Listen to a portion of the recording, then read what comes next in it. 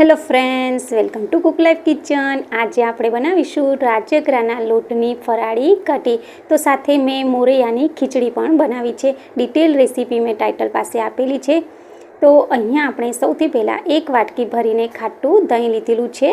તો દહીંને આવી રીતે થોડું ફેંટી અને પછી આપણે તેને એક વાસણમાં લઈ લઈશું. તો મેં અત્યારે થોડું મોટું વાસણ લીધેલું છે અને હવે તેમાં આપણે જે વાટકીમાં દહીં હોય તેમાં પણ થોડું પાણી નાખી અને ઉમેરી દઈશું. અને 2 ચમચી જેટલો મેં રાજગરાનો લોટ લીધેલો છે અને થોડા મેં મીઠા લીમડાના પાન જેને મેં ઝીણા ઝીણા સમારીને લીધા.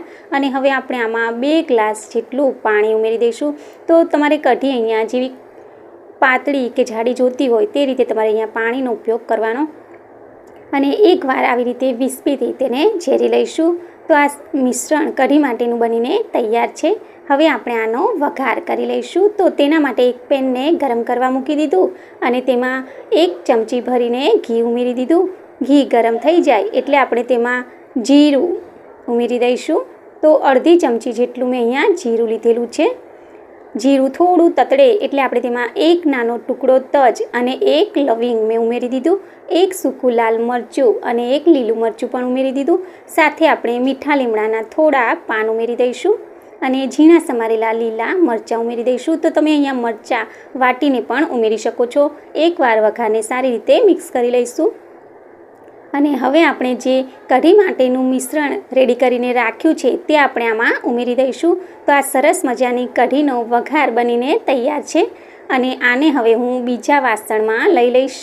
અને હવે આપણે આ કઢીને ગેસ પર ઉકળવા માટે મૂકી દઈશું. તો લગભગ આપણે આ કઢીને 10 મિનિટ ઉકાળીશું એટલે કઢી એકદમ સરસ મજાની બનીને તૈયાર થઈ જશે.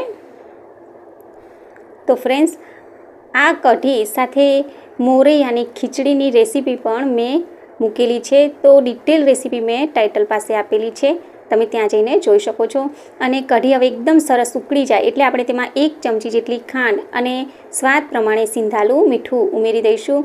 અને ફરી આપણે આને 1 મિનિટ માટે ઉકળવા દઈશું અને ઉપરથી લીલા ધાણા ઉમેરી દઈશું. તો ફ્રેન્ડ્સ, આ ખાટી મીઠી રાજગરાના લોટની કઢી બનીને તૈયાર છે. ફ્રેન્ડ્સ, આના સિવાય પણ મેં મારી ચેનલમાં ઘણી બધી ફરાળી રેસીપીના વિડીયોઝ મૂકેલા છે, તમે ત્યાં જઈને જોઈ શકો છો.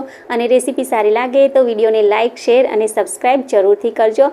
Thanks for watching. Bye bye.